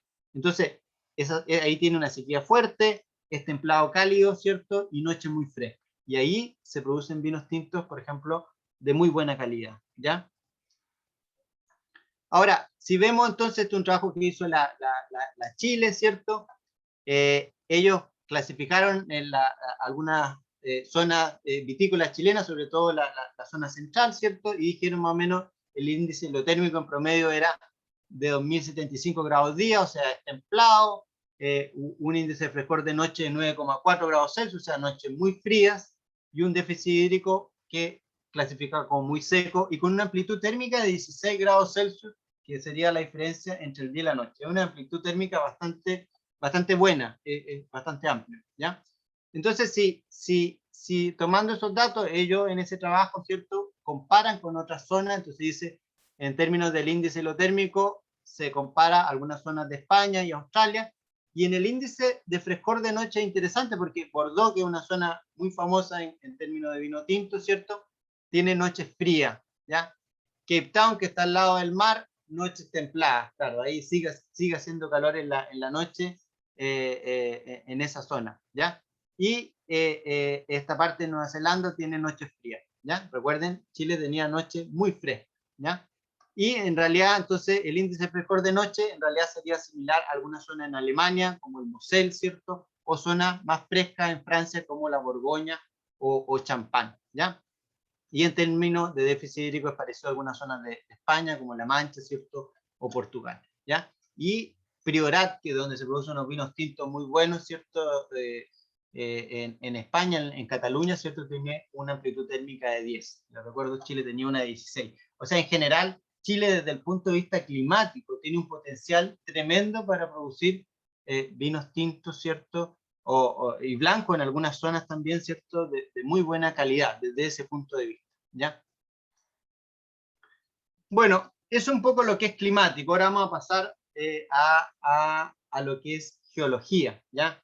Geología, ustedes saben que tiene que ver con el estudio de la roca madre. O sea, los geólogos normalmente ellos se dedican a estudiar la roca madre, y esa roca madre, a través de los procesos de meteorización que tiene que ver con ¿cómo se llama?, con temperatura, diferencia de temperatura, reacciones químicas, ¿cierto?, el agua, el paso de los millones de años, ¿cierto? Esa roca madre se va meteorizando y va generando un determinado tipo de suelo. Y obviamente lo que tenga esa roca madre, muchas de esas cosas van a ir pasando al suelo. Por lo tanto, conocer la geología me permite conocer también el suelo. Hay elementos del suelo, o sea, de la roca madre, que son más difíciles que se degraden, como en el caso del cuarzo, y por eso permanece normalmente en suelos que están muy meteorizados, pero aún así el cuarzo sigue. ¿Por qué? Porque es bastante más resistente a la meteorización que otros elementos, ¿ya? Entonces, ahí en los estudios que hacen los europeos normalmente siempre se trabaja, se estudia harto lo que es la geología. En Chile normalmente, históricamente nunca se ha hecho mucho, pero sí, por ejemplo, hubo un trabajo que licitó la Vinos de Chile y lo ganó la Universidad de Chile, y ahí me invitaron a participar. Era Brian Townley el que lideraba junto con Pamela Castillo. ¿Y qué es lo que quería Vinos de Chile? Quería tener un mapa geológico de Chile. Claro, era demasiado ambicioso, pero sí se hicieron trabajos en diversas zonas de Chile, y la idea era tener ese mapa, y la Católica, con el Centro de Cambio Climático, hizo un estudio climático. Entonces la idea era tener en una plataforma que podía entrar y decir, bueno, considerando el cambio climático con las distintas variables y considerando el suelo, geología que tengo, yo, por ejemplo, ¿qué es lo que va a pasar en 20 años? No porque cambie la geología ni el suelo, pero sí el tema climático. Entonces dice, ya, va a pasar tal cosa. Oye, yo quiero producir tal vino, hoy me interesa comprar un viñedo en esta zona, ¿ya? Entonces, es una plataforma, digamos, bastante interesante desde ese punto de vista para entender qué es lo que va a pasar más adelante, y las empresas obviamente quieren saber dónde les conviene comprar para poder seguir produciendo las líneas de vino o crear nuevas, si es así, ¿ya? Entonces, ahora, sí es verdad que la geología, la verdad es que no es un efecto tan directo como el efecto del clima. El clima, yo les decía, si hace mucho calor, se reduce la acumulación de antocianos, si hace mucho calor, se degradan algunos ácidos, por lo tanto me quedan menos ácidos. Es una relación bastante directa. Aquí en el caso de la geología y el estilo de vino no es tan directo, pero sí es cierto, y a través de una tesis de doctorado, ¿cierto? Demostramos cómo hay compuestos que pasan del suelo absorbidos, ¿cierto? Por las raíces y pasan a la valla. Y ahí hay unos trabajos interesantes en que se logró mostrar cómo, en el caso de algunas tierras raras que se llaman, son captados por las raíces, llevados a la valla, y eso después incluso puede servir como un fingerprinting, ¿cierto? De mi vino. O sea, yo puedo demostrar que mi vino provenía de ese terroir, porque yo estoy demostrando que tengo esta tierra rara que está ahí, ¿ya? Entonces, desde el punto de vista como de trazabilidad del vino, es bastante interesante, ¿ya? Ahora, aquí, bueno, Champagnol, un francés, trató un poco de decir, y él decía que los suelos de origen granítico, ¿cierto? Logran, ¿cómo se llama? Vinos con una mayor intensidad aromática, más complejidad, mientras que los suelos calcáreos, ¿cierto? Eran mejores en boca, ¿cierto? Tenían una muy buena estructura. Yo le digo ahí un poquito más difícil pero sí hay cosas que son totalmente ciertas y como lo que ya le estaba comentando, o la absorción de ciertos compuestos, como por ejemplo el potasio, que si yo estoy en cierta zona en que la planta absorbe harto potasio, me va a cambiar el pH del vino. Eso es algo también que está demostrado, ¿ya? Bueno, esto en términos acá un poquito de lo que es Chile, ¿cierto? Dependiendo del grado de meteorización, puedo tener suelos que están altamente meteorizados, como los urtisoles, ¿cierto? Que son suelos muy meteorizados, y otros que son suelos bastante más nuevos, ¿ya? Por ejemplo, los suelos que son derivados de cenizas volcánicas, ¿cierto? Son suelos bastante más jóvenes versus otros que tengo en otra zona. A veces tengo también algunos suelos en el norte, ¿cierto? De Chile, en que no están tan meteorizados, porque, claro, como no hay agua, son muy secos, entonces la meteorización es mucho más lenta, ¿ya? Ahora, sí se han hecho trabajos en que han tratado de hacer el link, ¿cierto?, entre geología y qué es lo que pasa con la planta, ¿ya? Entonces aquí hay un trabajo bastante interesante de Morlat, ¿cierto?, en que la hipótesis del trabajo, ellos dijeron ya, suelos que tengan una geología de muy poco meteorizada versus una altamente meteorizada, esos suelos poco meteorizados van a tener una poca disponibilidad de agua en el suelo y por lo tanto disponible para la planta, van a tener poco vigor y va a atrasarse, perdón, va a adelantarse, ¿cierto? ¿Cómo se llama? O sea, atrasarse, perdón, las etapas fenológicas, que son la brotación, la floración, ¿cierto? La cosecha, ¿ya? Versus una altamente meteorizada, donde va a haber una alta disponibilidad de agua para la planta, un alto vigor, y eso va a hacer que se atrasen las etapas fenológicas, ¿ya? Ellos hicieron un trabajo con distintas geologías, con la misma genética, y esta hipótesis, ¿cierto?, fue aceptada. O sea, realmente la geología me va a estar afectando la disponibilidad de manera muy importante de agua a la planta, va a afectar por tanto mi vigor y de alguna manera también va a estar afectando la fenología de mi planta, ¿ya? Bueno, pasando un poquito a lo que es ya suelo, ¿cierto? Ahí hay temas de físico, ¿cierto? Puedo tener zonas que me dificultan el crecimiento de raíces por un tema físico, pero también hay cosas de química. Entonces, por ejemplo, suelos con pH muy ácidos, por ejemplo, sobre todo pH bajo 5, cosa que en la Araucanía ocurre, ¿cierto? Ahí es recomendable, por ejemplo, encalar. ¿Por qué? Porque aquí muestra cómo Morgenov, que es una zona con un pH bastante ácido, el crecimiento de raíces se ve disminuido versus una zona en que tiene un pH más alto, ¿ya? Entonces, suelos con pH bajo 5, ¿cierto? Limitan el crecimiento de raíces. Otra cosa que explica, digamos, el por qué una zona que, si yo tengo un viñedo que está tremendamente vigoroso, gran parte de la L-fenilalanina, ¿cierto? Que puede formar proteína o puede formar compuestos fenólicos, se va a ir a la creación de proteína. Entonces, la planta va a crecer mucho vegetativamente, o sea, va a generar mucha hoja, mucho tallo, y la uva va a quedar con poco polifenol, o sea, con poco color, no mucha estructura, ¿cierto? Versus una zona en que la planta está más estresada, ¿cierto? Y gran parte entonces ahí se va a ir hacia la generación de compuestos de polifenoles, ¿cierto? Tengo un mayor color, una mejor estructura en boca, ¿ya? Entonces, de ahí que yo tengo que tener por eso es importante tener ese balance entre el crecimiento vegetativo y reproductivo, ¿ya? Bueno, ahí obviamente el suelo me está afectando, ¿cierto? Lo que decíamos ahí, ¿cierto? La acumulación de agua disponible a la planta, ¿cierto? En algunos casos, por ejemplo, en Europa, donde en algunas zonas en que cuesta un poco que madure la uva, muchas veces a ellos les gusta colocar los viñedos donde hay estos bolones, porque estos bolones captan energía, están en cabeza, o sea, son plantitas que están muy cerca del suelo, entonces ese bolón capta radiación y después la libera durante la noche, ¿cierto? Y eso ayuda un poquito a la maduración, ¿cierto? Y por supuesto todo lo que tiene que ver el suelo, ¿cierto? Con el tema nutricional, ¿cierto? El drenaje, ¿cierto? Que obviamente se requiere. Nunca voy a poder producir un buen vino en un viñedo que esté con un suelo con mal drenaje. Eso es prácticamente imposible, ¿cierto? Porque se limita mucho el crecimiento de las raíces, o puedo tener un potencial de crecimiento de la planta muy grande, si un suelo muy fértil, ¿cierto? Hay mucha agua disponible, entonces la planta va a tender a ocupar todos sus azúcares en que crezca la planta, ¿cierto? Y en detrimento de lo que es la maduración de la vaina, ¿ya?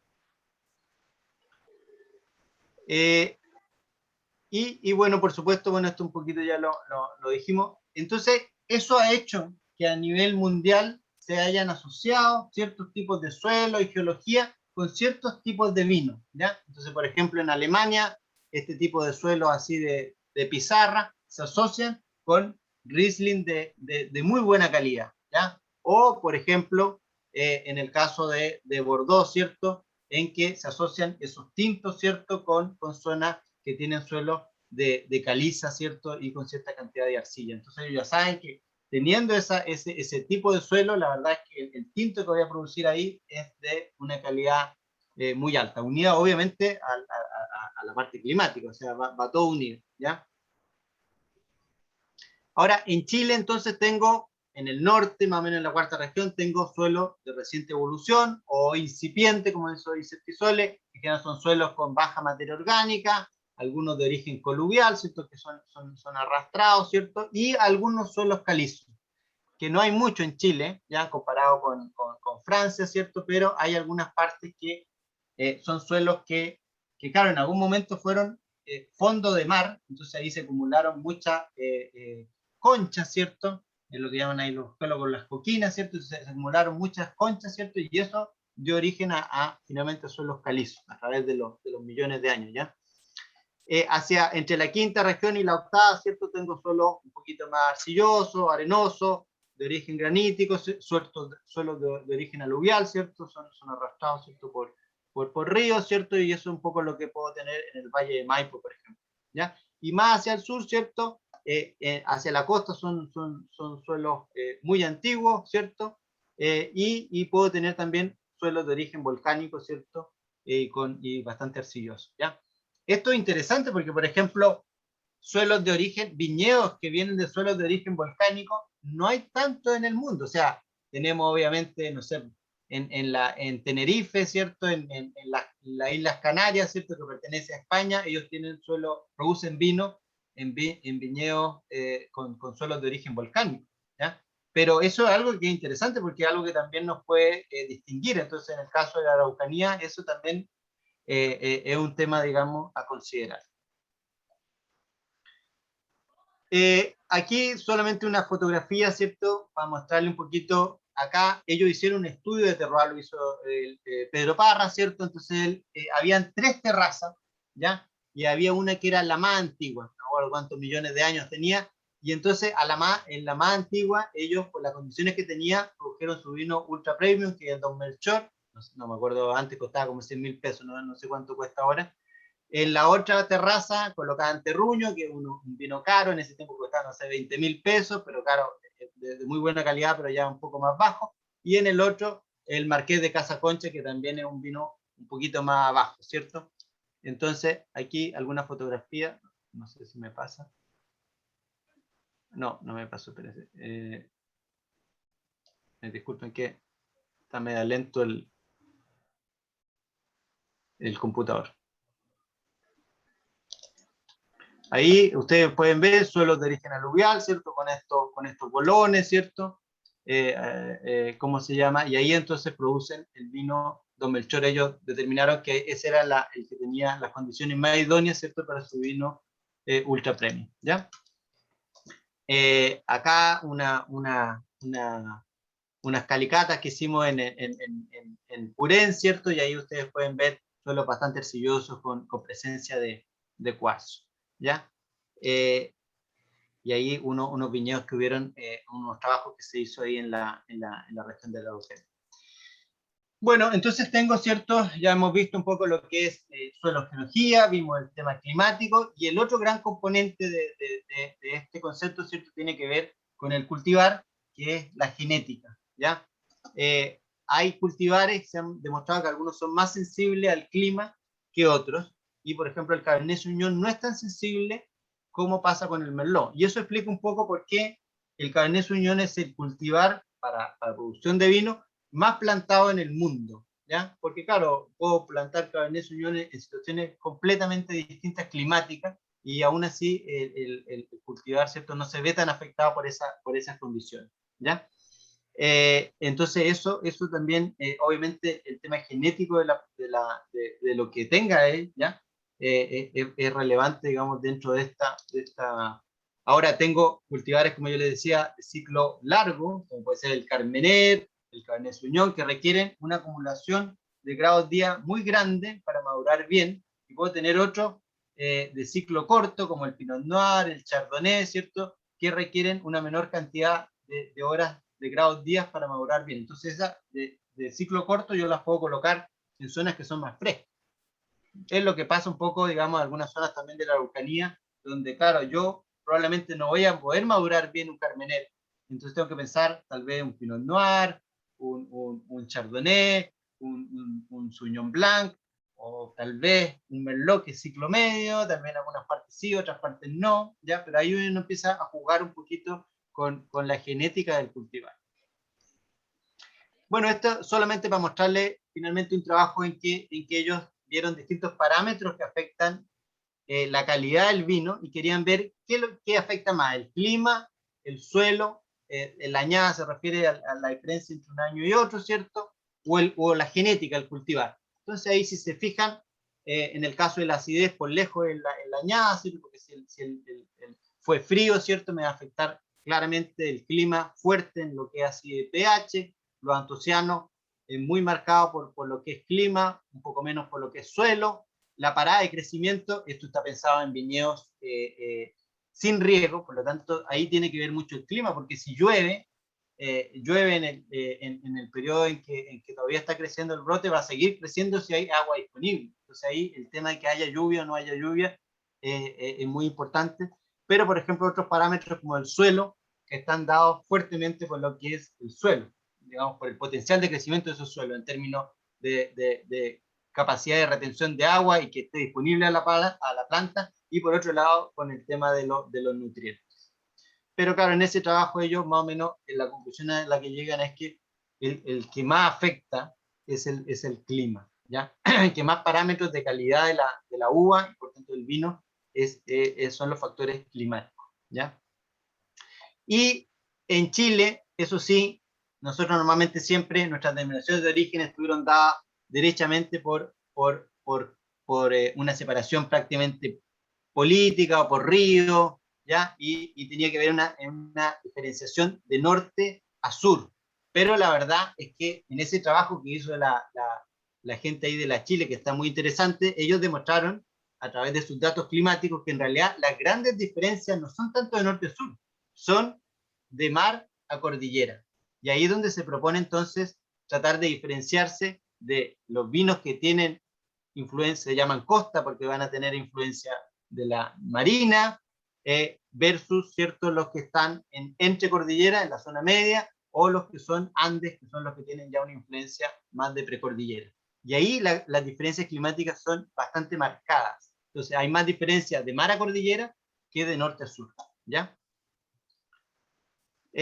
Y bueno, ahí, claro, dentro de lo que es terroir, yo le decía que los europeos en eso son muy buenos, entonces ellos realmente meten también el tema histórico y otras cosas, y te permite un poco, digamos, hay un cuento detrás. No sé, ahí los tipos contaban ahí que en la Primera y Segunda Guerra Mundial ahí los tipos se escondían debajo del viñedo, que sé yo, que aquí algunas familias que se odiaban, se terminaron casando, entonces te cuentan todo un cuento, entonces la verdad es que tú, cuando ya estás catando el vino y con todo el cuento, la verdad es que el vino sabe fabuloso, entonces ahí tú te das cuenta que realmente el, el, el cuento que hay detrás del vino es súper relevante, ¿ya?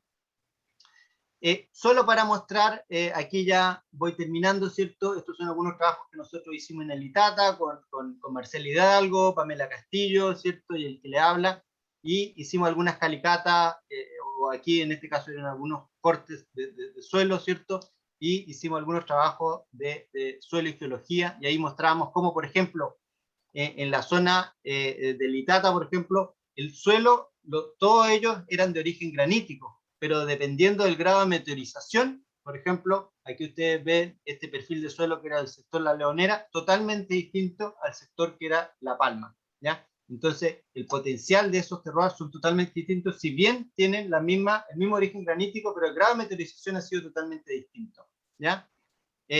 Y por otro lado, por ejemplo, ese suelo que teníamos en esa zona, se generaba un maicillo, que un maicillo similar un poco a lo que se obtenía en algunos valles, por ejemplo, como Casablanca o Apalta, que es donde se producen también unos vinos, bueno, de los vinos también más caros en Chile, digamos, algunos de ellos están en Apalta, ¿ya? Y se forma ese tipo de maicillo que teníamos también en esa otra zona, ¿ya? Eh, y finalmente tal vez mostrar también que aquí en el ITATA tenemos esta que se llaman presencia de catenas, que son secuencias de diferentes perfiles de suelo que ocurren a través de la pendiente. O sea, el suelo que tengo acá es totalmente distinto al suelo que tengo acá. Por lo tanto, probablemente la composición de la valla de acá es distinta a la de acá, ¿ya? Yo podría manejar distintas estas cosas y podría incluso generar vinos distintos, ¿ya? Si así lo quisiera, en vez de cosechar todo esto junto y meterlo a una sola cosa, ¿ya? Y claro, y ahí también nosotros hicimos estudios de clima, donde por ejemplo Pinihue, utilizamos los índices heliotérmicos de frescor de noche y amplitud del día, ¿cierto? Y logramos clasificar, por ejemplo, que el sector de Pinihue tiene una influencia costera, ¿cierto? De una zona de Guarilihue, donde tiene una cierta influencia costera, entonces es bastante más fresco que otra parte de Guarilihue, entonces corresponde a una zona templada, con noche muy fría y una amplitud térmica de 15 grados Celsius, ¿ya? A diferencia de Ningüe, ¿cierto? Que también ya es templada caliente, noche muy fría y una muy buena amplitud térmica, ¿ya? Entonces, ahí uno ya va viendo que hay diferencias climáticas que me permiten producir vinos bastante, con tipicidades totalmente distintas, ¿ya? Y bueno, solamente mostrarles esto, se lanzó un libro que lo escribió Siley Mora y participó un historiador y yo también, y ahí escribimos un libro que hablaba del terroir sociocultural y el terroir, digamos, del Valle Litata, y ahí la idea era también mostrar un poco cuál es la historia de los viñateros que están en esa zona, digamos. Y entonces también eso es parte, digamos, del patrimonio histórico que tienen ese tipo de vinos. Y eso sería mi presentación.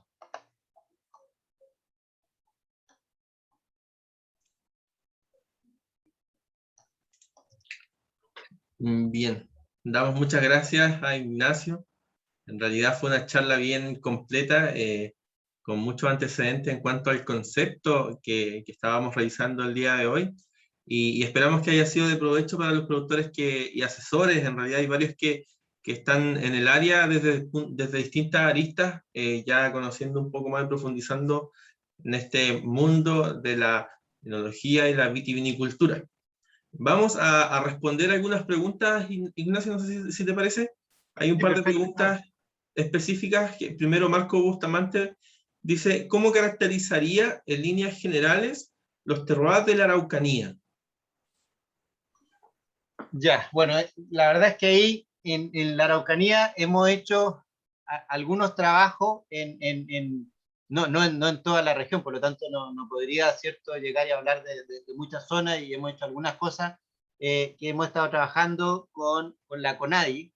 Entonces hemos estado trabajando con 13 comunidades mapuche que están en Los Sauces, en Traillén y en Galvarino, ¿ya? Y ahí, bueno, aparte de que, claro, son zonas templadas, ¿cierto? Algunas con un poquito más de acumulación térmica, pero nos hemos encontrado unas cosas súper interesantes, y nos hemos encontrado, por ejemplo, algunos suelos de pizarra, que la verdad que cosas que no nos esperamos. No esperamos solamente unos suelos, ¿cierto?, típicos arcillosos, ¿cierto?, estos suelos rojos, ¿cierto?, con harto cuarzo, y de repente nos hemos pillado unas cosas, pero realmente interesante. Entonces, la verdad es que hay una gran variabilidad. Yo no me esperaba tanta variabilidad. Entonces, la verdad es que no podría hablar así en general, pero sí, claramente sí podemos decir, claro, que obviamente la Araucanía sí es una zona templada fresca, ¿cierto? O sea, bastante más fresca que lo que es algunos valles de la zona central. Por lo tanto, la acumulación térmica es menor. Entonces, sí tenemos que hablar de que en esta zona, desde el punto de vista climático, claro, uno tiene que irse más a cultivares de ciclo corto, o a lo más en algunas partes en que hay mayor acumulación térmica, tal vez a un ciclo medio. Y desde el punto de vista suelo y geología, la verdad es que tenemos una diversidad súper interesante, o sea, más de lo que yo me imaginaba, la verdad.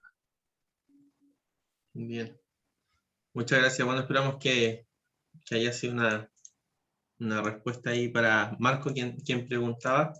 Y bueno, Silvana también Cavalieri nos hace una pregunta relacionada al tema. Dice, ¿una variedad cualquiera no va a manifestar su tipicidad de origen en un clima o suelo distinto? Claro, claro que puede cambiar, porque, por ejemplo, a ver, voy a dar un ejemplo, por ejemplo, lo que hace la viña Veramonte para su Sauvignon Blanc, que son premium. Ellos toman distintos viñedos. Aquí tiene que ver con el manejo, pero para un poco para demostrar que tú puedes cambiar el perfil aromático con manejo, o con distintos, o donde lo tengas colocado el viñedo. Por ejemplo, ellos, ¿cómo se llama? Para el Sauvignon Blanc hay uno que lo dejaban muy emboscado, entonces se genera un Sauvignon Blanc muy herbáceo. Otro lo dejaban, hacían un desoje más en la zona de los racimos, entonces generaban más aromas, ¿cierto? Sí, de pomelo, ¿cierto? Y otro intermedio. Hacían los vinos y eso lo mezclaban, entonces lograban crear un Sauvignon Blanc muy, muy, muy complejo. Eso también se hace con los orígenes de los vinos, no sé, tengo colegas ahí que ellos compran un sensor de Guariligüe, de determinado sector, el otro es de otro sector, y son el mismo sensor, digamos, o el mismo cultivar, pero provienen, ahí sí está metido el clima y el suelo, y obviamente entonces uno te va a entregar tal vez más estructura, otro te va a entregar más componentes aromáticos, ¿cierto? Y finalmente la mezcla te entrega un vino mucho más complejo. Entonces, claramente ahí el origen te está cambiando totalmente la tipicidad del vino, y tú puedes jugar o hacer vinos distintos o mezclarlos para lograr más complejidad. Muchas gracias. Bueno, justamente Silvana estaba levantando la mano, no sé si quería comentar algo. Está abierto también la oportunidad para abrir el micrófono. Sí, tengo hartas Adelante. preguntas. Lo primero es que la charla es muy, muy interesante. Creo que por fin entiendo lo que es terroir. Yo soy productora nomás, no de vino, de enología sé muy poco. Pero lo que nos ha pasado, Doctora, ya es mucho.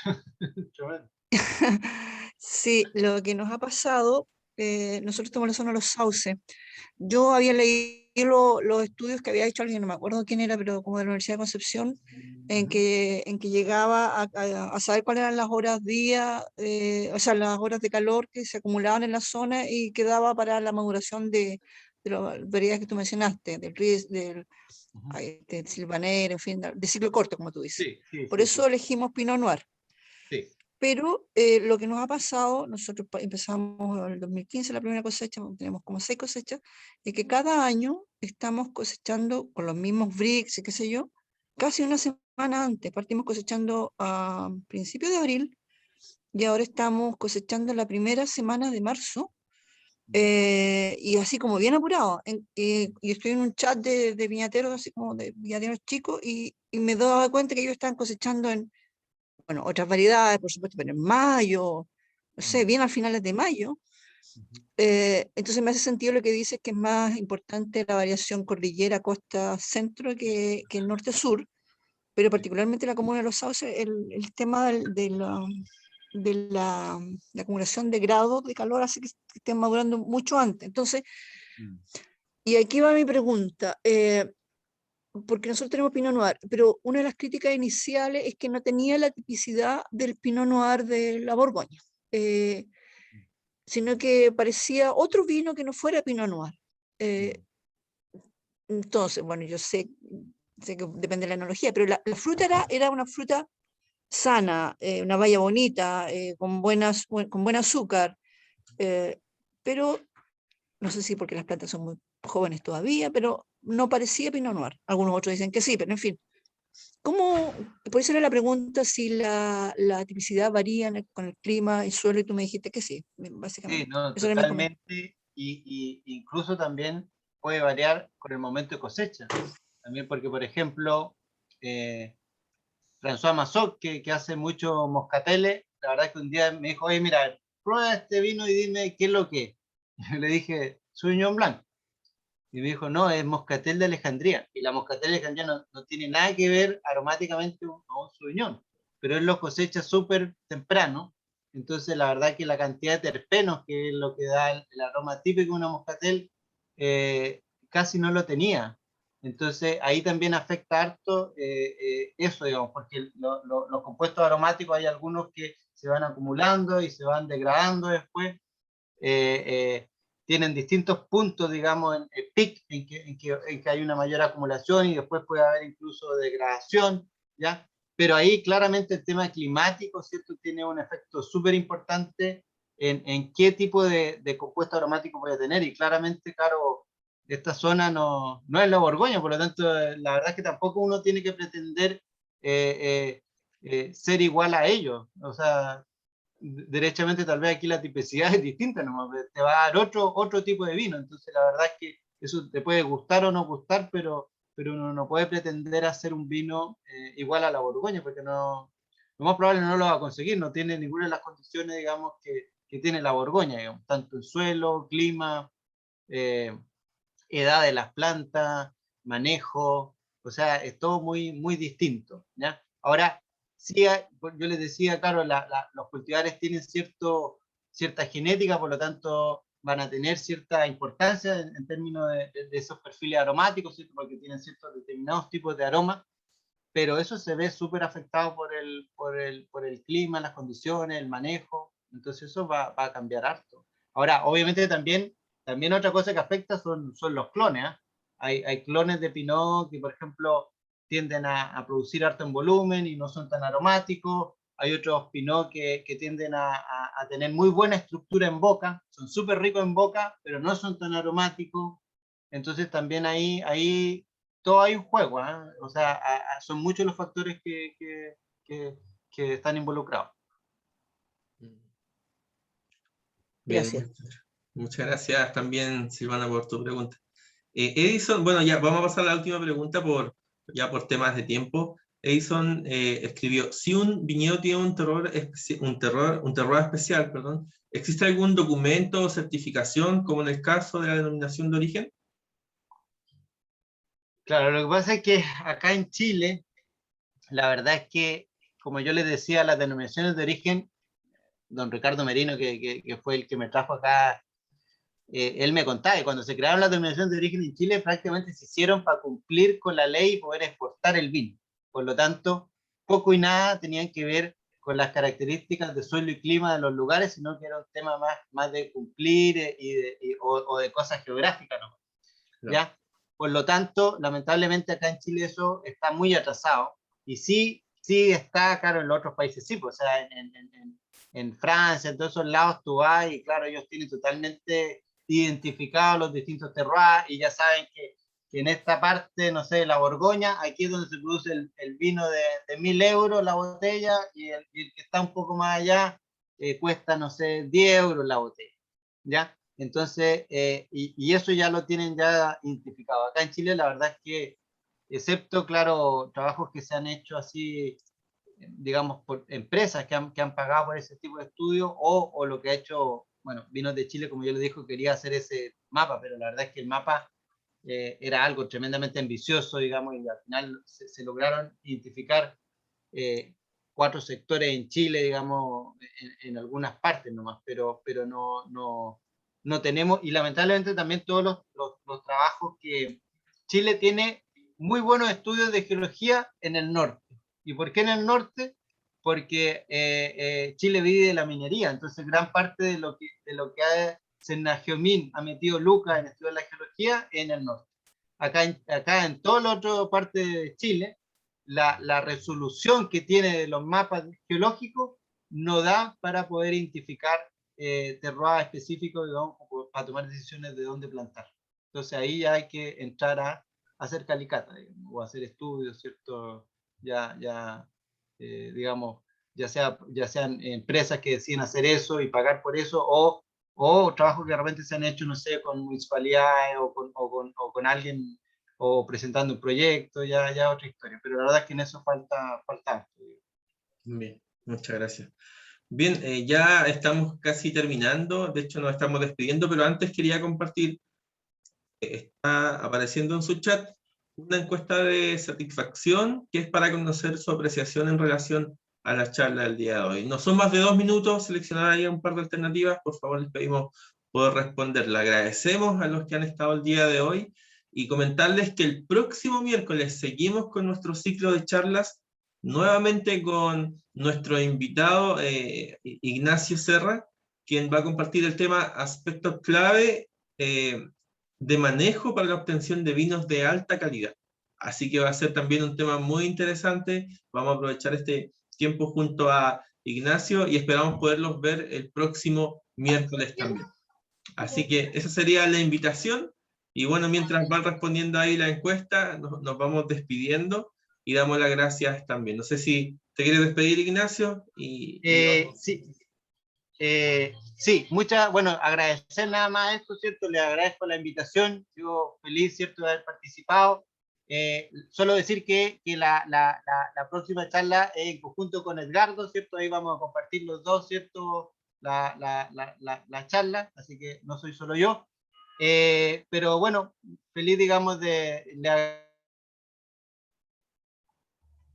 espero que en otro momento en que lo permita, ¿cierto?, la situación de la pandemia, ¿cierto?, ya uno pueda participar de manera, ojalá, presencial, digamos. Entonces ahí yo feliz de poder estar allá. Sí, bueno, hay algunas actividades que se tienen planificadas ahí, un poco soñando, si se permite la presencialidad en unos meses más, ya a finales de año, pero todo depende de cómo vaya avanzando la situación sanitaria. Claro, toda la razón. Edgardo Candia, también etnólogo, quien estuvo anteriormente con nosotros, va a estar en este tema el próximo miércoles. Este material va a quedar grabado, se les va a enviar por correo, así que muchas gracias por la participación esta tarde y nos despedimos, nos vemos el próximo miércoles. Chao, que estén bien. Chao, nos vemos, que estén muy bien. Chao, chao. Chao, Silvana, gracias.